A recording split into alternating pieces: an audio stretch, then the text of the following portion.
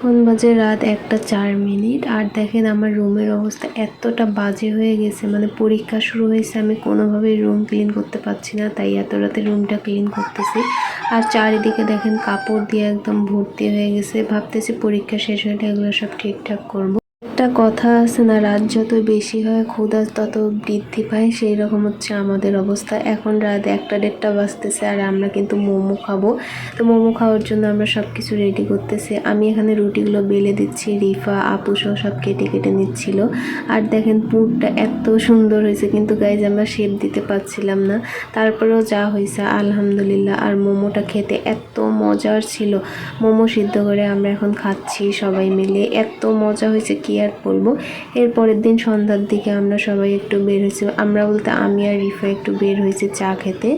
তো আমরা এখানে মজা করতেছিলাম। আমাদের বাসার নিচেই কিন্তু সব রকমের দোকান আছে, তো এখানে একটু চা খেতে আসলাম। আর দেখেন এত মানুষ, চারিদিকে মানুষ আর মানুষ, তার মাঝে আমরা দুজন। আজকের ভিডিওটা এখানেই শেষ করছি, সবাই ভালো থাকবেন, আল্লাহ হাফেজ।